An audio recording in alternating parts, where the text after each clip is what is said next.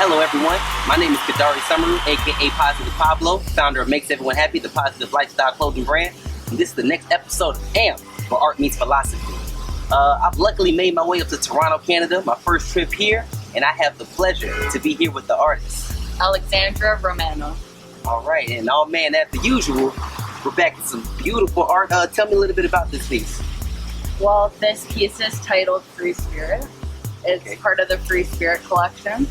And I specialize in abstract expressionism work. Okay. So I titled this Free Spirit because of the process involved when I do the artwork. It's a very organic process where I basically trust in God, universal energy, spirit, whatever word you want to call it, whatever relates to you the most. I basically let spirit flow through me to let the creation happen.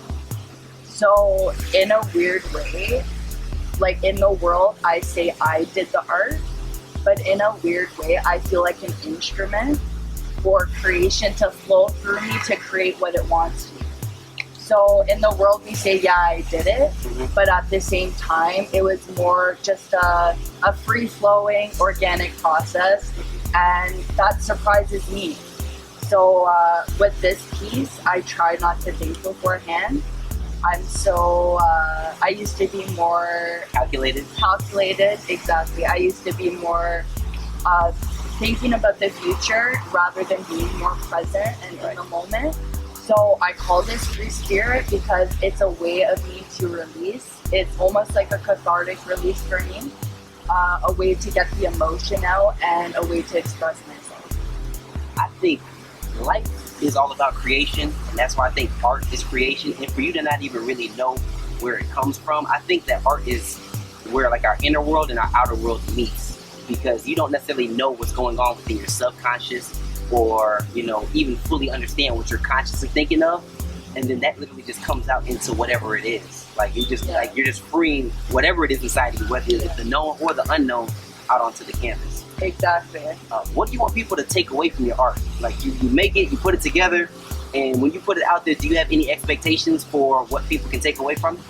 Well, no expectations, because it's expressionism, so the viewer ultimately takes what they want from it, and that's what I love about my art, because I have someone that comes up to me saying, oh, did you do this? Or I see this object or animal, and I'm like, wow, I never saw that, so it's interesting seeing that original perspective, because ultimately you're different, I'm different, we all have different perspectives, so it's interesting hearing what did this person's mind come to, what conclusion are they drawing from it.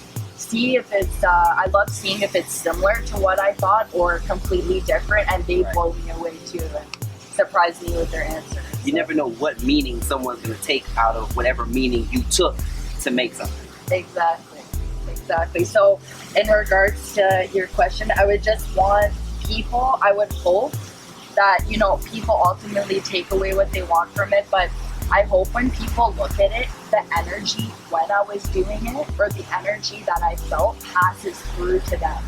So this is very present style, where I trust in creation, where I learn to trust in myself, that if I don't think beforehand, it's all going to work out. And sometimes my best pieces come from that. Your best pieces come from places that you don't even know. Yeah, when I don't conceptualize as much, when I'm just like, get it out, don't think, trust, be spontaneous, and that's, I think, the mentality we should all have with art, with music, dance, even in business. There's art in business, there's nature's in art, there's art and conversation. Art of conversation, exactly. And there's art and design everywhere. Like, this is design, the way the plants grow, and the way creation just manifests everything.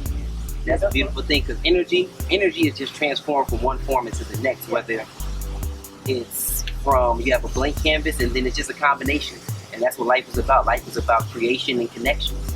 And then you put these things together and you make, what is beautiful and what is appealing. Beautiful. I love the colors. The flow of everything, the space that's used and unused within the piece altogether. How long have you been how long have you been on this part of the journey? Because I think you may have mentioned before that, you know, you didn't necessarily start off, I'm just going to paint these things, but it kind of went from one avenue of creation into what you're doing now. Yes. Well, I do interior decorating. I went to school for that. And so I always had a passion with art and design. Even when I was younger, I would always doodle. One of my biggest influences in life is my dad, which also paints. He's a painter and he's a graphic artist as well. So I feel like that was always, I guess, the artistic gene. But yeah, it was passed on to me for sure. And I respect that. And he's definitely one of my influences, seeing his painting. But also seeing that inspired me, but I developed my original style as well. And going to school for interior decorating, it really grew my love again for color, learning color theory, how exactly, and learning how we relate in relation to color psychology. Okay. Like for example, yellow enhances concentration. Being in a blue room, you'll actually feel less hungry. Okay. It's an appetite suppressant. Red will do the opposite. You'll actually feel like stimulates more, and it's the color of action. And the green, why do people, before going on TV, there's the green room, relaxing, peaceful energy brings. So I love learning about the psychology of color, and I kind of like putting that into my work as well sometimes too. So if I want to do more of a relaxing piece, I'll use cool colors, blue hues, something more exciting, bold reds, you know. This is a mixture of everything. So. Right, so you kind of take your emotion and the time that goes into the artwork, and then it just comes out as it comes out, as it's supposed to. Exactly. Do you have a daily mantra or like a philosophy or some words that you live by? That's a good question. I love the Ram Dass quote. Okay. He says, it's important to expect nothing, to take all experiences, including the negative ones, as merely steps on the path, and pursue. Everything that happens Beautiful. to you in your life is a part of the journey of your life. And sometimes we're never stagnant. You have to have your highs and you have to have your lows, but taking lessons from both of those are what really makes life fulfilling. You have to find those benefits, because you can find the faults in things. You can have the greatest things before you, but if you're looking for the faults, you're going to find those. Yeah. Or you can have the worst things in front of you, but if you're looking for the benefits within those things, then you'll find those. Yeah. Kind of like coming here today. Exactly. Didn't know, came here, it was storming, thunder, lightning, rain. And through it all, we have this nice amount of calm. You know, you have this peace now, and that was all a matter of just getting here to the present and then making the best of that. Taking the chance, exactly. We both trusted in the universe. Right. That, you know, it rained, it soaked, we enjoyed our conversation, we did our thing. It cleared up, thank God. You know, now we can continue, and that's what it's about. Like, we have to plan, but accept that everything in life's transient, nothing's permanent. All that arises passes away. The plans don't always work out how you want. Still plan, but trust a bit more and be a bit looser and flow a bit more. Right. So I think that I use tomorrow as a reference point for the things I need to do today. So it's like, while I know that I have these goals and these things that are coming, there's nothing I can do about tomorrow until tomorrow comes. You're right. But I can always do something in the now. So it's just my reference point along the path. If I want to get to this point, I need to do these things today. Yeah. And then yesterday was, okay, this is what happened. I can learn from yesterday so that I can do things today that I can make it better tomorrow. Exactly. You did your best. Exactly. And as long as you've done your best. yes, exactly. And I think as long as we do our best, try our best, that's all we can do. And there's beauty in that. Like, just try things, try new things. You don't know how it's gonna work out. Like, we were talking about about success, and of course how we want to press towards success, right. But be willing to fail too. And exactly, and it's the yin and yang of life. But also, I like what you said, find the positive in that negative. Because usually we learn only from failure and bad stuff happening to us. Right. It's not like what we want to hear. But usually when we do something successful, we're like, yeah, moving on, great, you know? Take it, you have that high moment, and you carry it on, and then you don't want to be able to hold on to anything for too long because, like you said, it's transient. Right. So if you're holding on to this high for so long, 5 years from now, that was a then moment. You can't be happy today for something that was 5 years ago, and you're trying to recreate that moment. You know, we're only living in moments, from moment to moment, so you have to make the most of what you have on hand. Exactly. I completely agree. What do you think about the most? Like, what do you think is your most recurring thought, your most frequent thought, daily basis, or crosses your mind most often? Am I doing the best I can be to help and inspire others? Because we need to love everybody like you love yourself. We need to love ourselves in order to love other people. That's my philosophy. So I'm not saying don't do that. Right. Like, be disrespectful till you love yourself. But it's just like grow, work on yourself. By doing that, you'll naturally help other people. You'll naturally want to love other people. I feel like when I'm in have this cynical view, you don't feel like doing anything. What benefit are you when you're down on yourself? Exactly. So it's like we need to inspire others, and we're not always going to feel good about ourselves. That was the perfect time to move on. Yeah, exactly. I wanted to see it this way. I wanted to see it just in a different way so I can kind of look the way the colors and things blend. What I love about art so much is that deep level of appreciation. And you never know exactly what's going on in the artist's mind before it goes out, or if anything's going on in the artist's mind that comes out for them to make the art they do. But what are you most grateful for? What do you appreciate the most?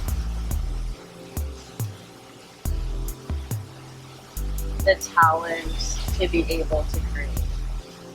Just your gifts. My gifts. The blessings that you have. You look, you're like, man. Yeah. I just take what I have and it comes out, and I really love what I have. Yes, exactly. It's just being grateful that we have these blessings. We all have unique attributes, unique skills to show the world and to express ourselves with it. Like, one philosophy I love is we're all God. That sounds really weird and radical, and years ago I would have not said that. Right. But now I truly believe this. I'm God, you're God. All of this, nature, we're God expressing itself as a human for a short period of time, basically. Right. Because creation, universal energy, created us.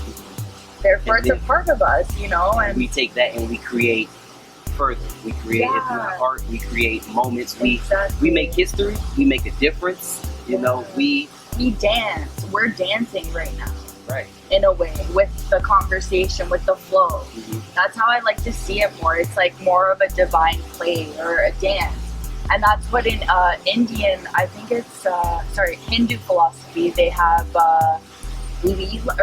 Maya, which stands for illusion.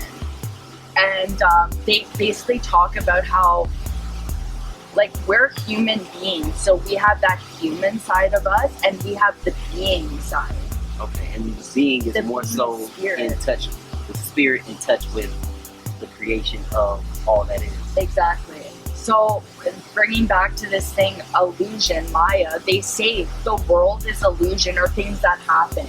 Meaning, like, things come and go, and, like, for example, the past, it's done, it doesn't exist. And you might be like, that's weird, didn't we, like, just meet up an hour ago? Are you saying that, like, that doesn't happen? Okay. No, it's not saying that. It's just saying it's done. The past is only a memory of an event. And you can always you can change your history by changing your perception of what that is.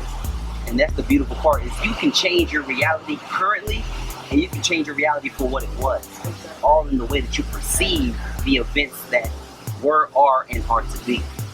Yeah. Very true, very true. When you're creating, do you ever feel vulnerable? Like, do you because this is something that you're passionate about, and I mean, you have that connection to the sense that it's like a divine purpose for you to just let free yourself, you know. But do you feel that level of vulnerability, like this is so big, or this is so much of myself that I'm kind of exposed? I do. I definitely feel exposed. Even talking about spirituality, I even heard a quote like, you're gonna feel embarrassed when you talk about spirituality or certain things because it's close to your heart. For me, at least, you know. And you know, it's okay. Get used to that. It's something you're passionate about, and so definitely, I think there's a vulnerability with expressing more, sharing. What does this mean? What was my thoughts? Like, what was the inspiration behind it? Yes, there's definitely a vulnerability with that because it's like your baby, kind of. Of course. But then at the same time, hard to share. You can't do that to anybody. Like, you can watch. No, it's like I gotta keep this to myself. You gotta keep it close to.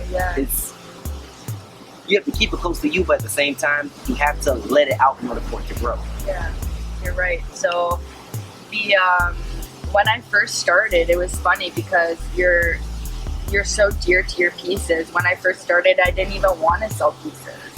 I would have some people ask me like, could I buy? I'm like, no, you know what? Because I only had a few. Okay. Now I'm like, I want to just share it with the world, and I want roles have switched. Yeah, the roles that shit. Now I'm like, come back to me. But no, I definitely see it in a different way. Like, I want to share my art with the world more, and I want this to find a home. Like, I want someone to say, whoa, I feel inspired. I want this as a focal point in my room. It's making me feel something inside, or it's making me in touch with the present moment. And that's what I love. Like I was saying earlier, I hope the energy translates and slows down time for them, or even stops time for them for like a few moments at least. Right. And they can just look at the piece, appreciate it, and be present, and hopefully that will free up other areas or provide clarity in their own life. If you want it to be life-changing, or for someone to be able to take away from your art something that they carry on to take away and pass along to others. Exactly. But it's that influential. Yeah. You never know if it'll have that effect, but you can only desire that. Right. You know, you put that into it, and it could not be now. It could be sometime far later. But the thing is, you made a difference.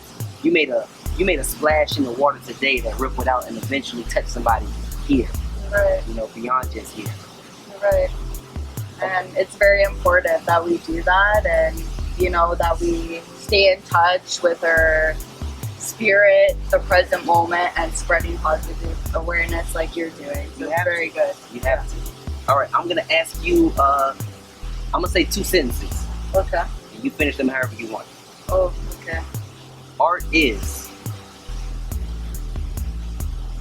an expression of the soul. I am an artist, and I am a free spirit. And 3 words that describe yourself. Determined, confident, brave. What do you think that comes from? Where does that confidence and that bravery? God, for sure. Definitely God. You know, he's, like I said, bringing back to, he's within us all, and you know, he's our core, he's our soul basically. And you know, I love like when we were infant, we didn't know, we didn't have concepts, we didn't think so much, it was so pure. We trusted we were gonna crawl, we trusted we were gonna transition to walking. And that's like the mentality I think we need to have. Like, God's gonna guide us, we're gonna crawl sometimes in life with certain things. Okay. But then we're gonna walk, then we're gonna sprint, we're gonna learn how to sprint.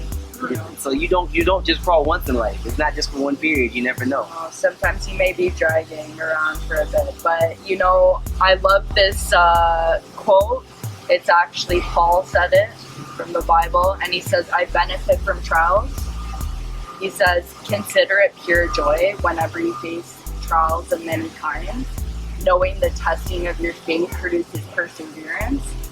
Let perseverance finish its work, so that you may be mature and complete, not lacking anything.